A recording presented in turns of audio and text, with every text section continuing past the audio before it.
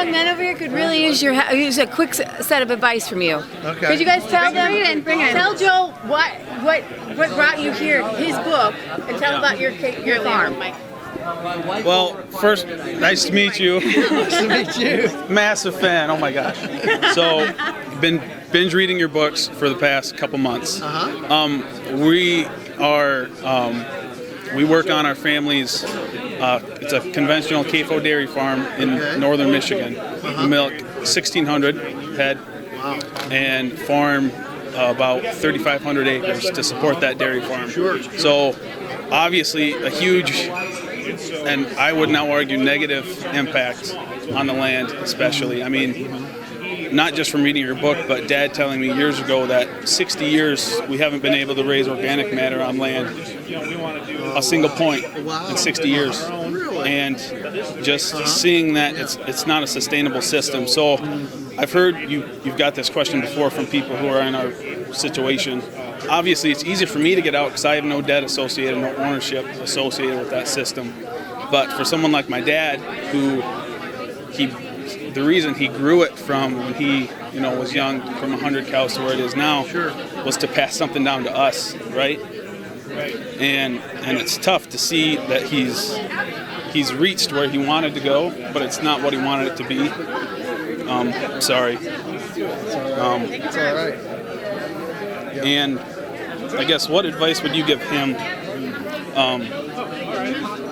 in the meantime? Because it's a hard cognitive dissonance when you know the truth, but you can't. It's like you become captive in your own.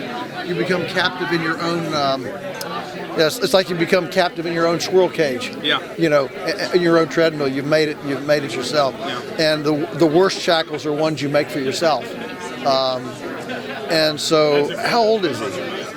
He is 55. 55. Still young. Oh, that's very, that's very young, very young, very young. I'm serious. So, is the farm in debt? Yes. It is. It's a 10-year plan to get out. Best case scenario. Wow. Ish. Okay. And we're in the top 5% financially in our area. I mean, it's. Yeah. Okay. Well, all right. Well, generally, I was hoping you were going to say no, but okay. So here are some thoughts.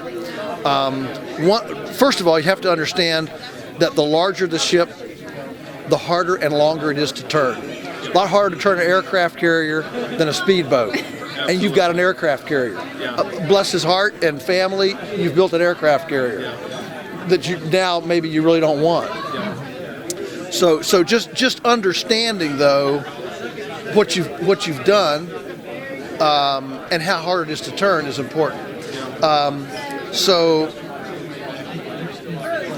debt is what puts you on the treadmill, because you've got to keep pumping through in order to get the debt. So there are a couple thoughts that I have. One is to simply sell enough land to get out of the debt, to satisfy the debt, to go to zero. Yep. Okay? If you get out of debt, now you have options, because you don't have to turn as much income. Okay? Now, let's say we get out of debt. So maybe you sell, I don't know, 500 acres, or but the only thing that's worse than going the wrong way is simply trying to go the wrong way slower. If you're going this way and you need to go this way, you don't help yourself by simply taking your foot off the accelerator. So, we're not going to go the wrong way as fast. That doesn't do it. You got to turn off the water before you fix the leak. Yeah, exactly. You got to get it turned around. So I would sell assets until you can get zeroed out, and maybe even give yourself a little bit of cash for the first time. Okay, then you start prototyping a new protocol for yourselves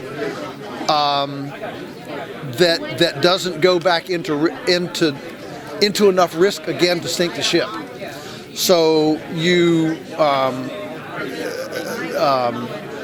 so there's a certain amount of stuff that you know. I mean, you can go cold turkey. I mean, I've seen people milking 1,000 head and go cold turkey to 20 cows.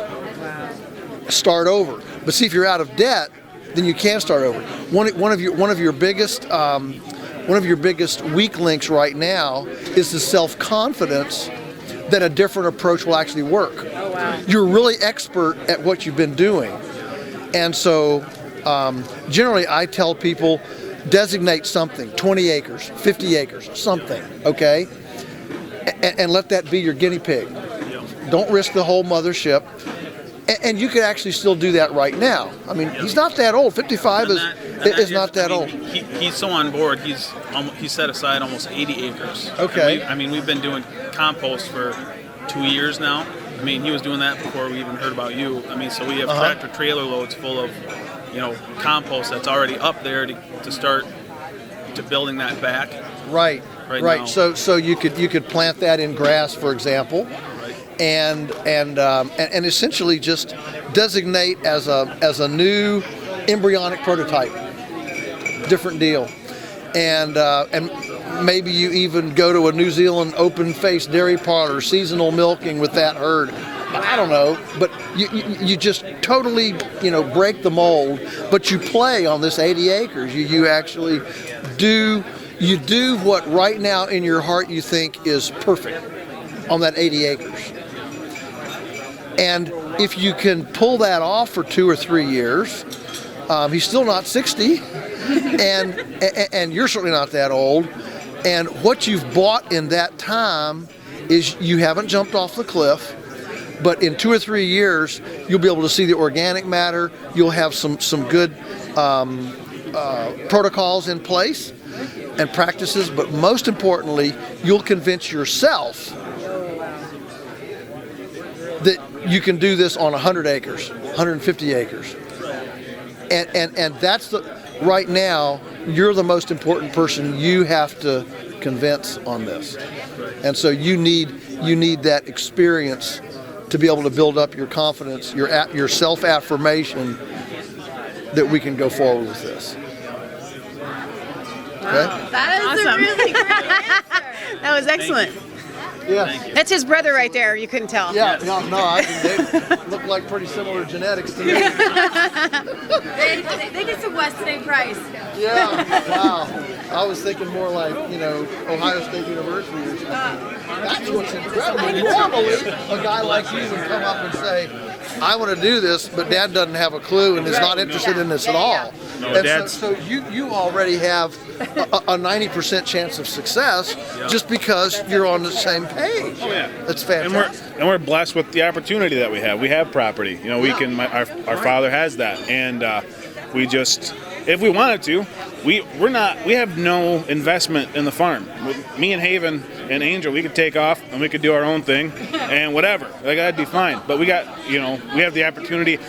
A huge part of this is to work with family. It has a lot of value. Absolutely. There's been a lot of opportunities to do other jobs and move other places, but working with family has a value to it that you can't really put a number on a lot of times. So we're very blessed. Great guy to have gotten both of you. Do you have other siblings? 4 other siblings. 4 other siblings. Yes, sir. 6 of you. Well, to even get 2 out of 6, and maybe no, I'm serious. To stay is just, your dad must be one super guy. He is. He's phenomenal. Yeah. So you got a lot going for you. Would you suggest that they transition to the beef cattle? No, I wouldn't necessarily. I mean, all right, look, dairy's in the doldrums. I mean, and Americans, well, milk consumption is down like, 30% in the last 30 or 40 years. I was just There's with a campaign making that happen, though. Well, it's more than that. It's look, millennials today.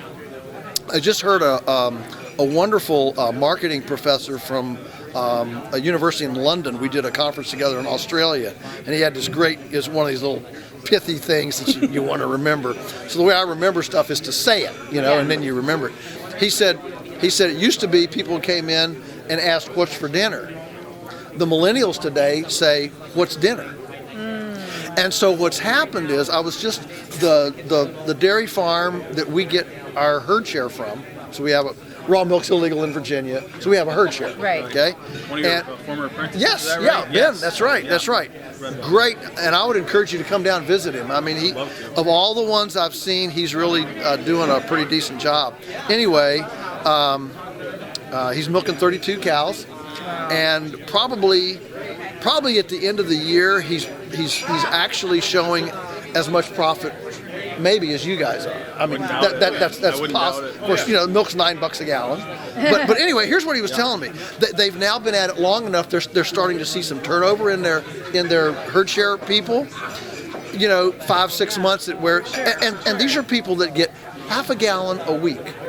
And so everybody that doesn't re-up, they ask as an exit thing, why didn't you re-up? So they can learn to do better to keep. And 60% are, I just can't drink half a gallon a week.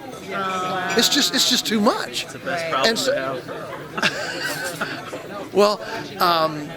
Well, no.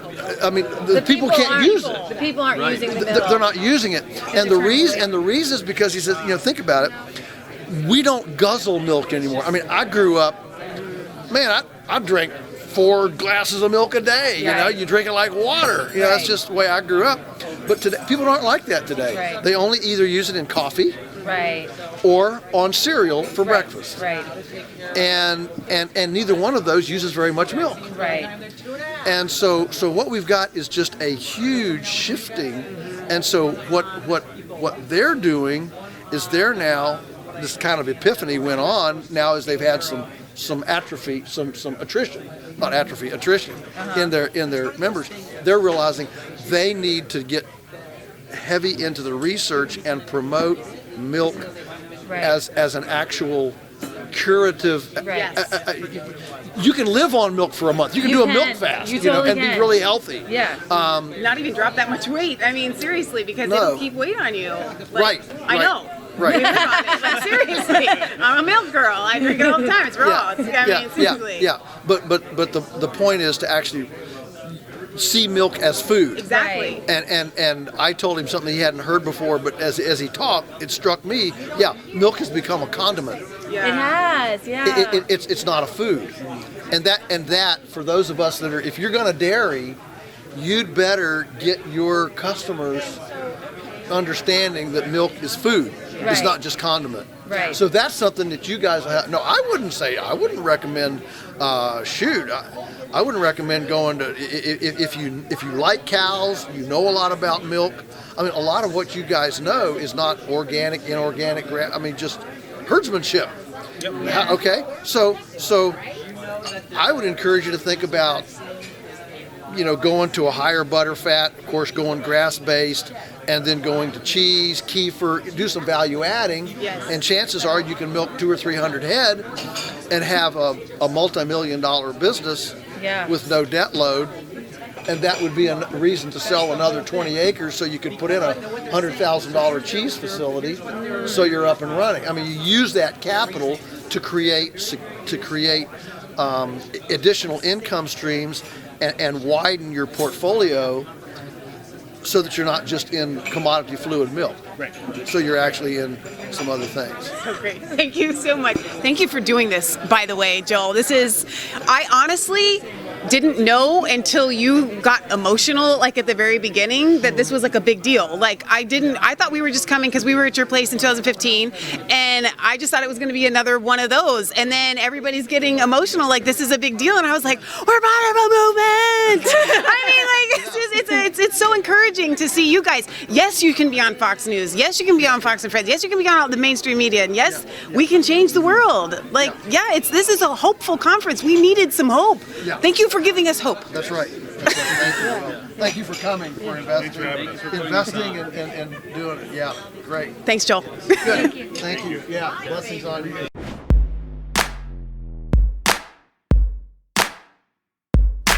I was cold all alone, no place for home every day, so afraid.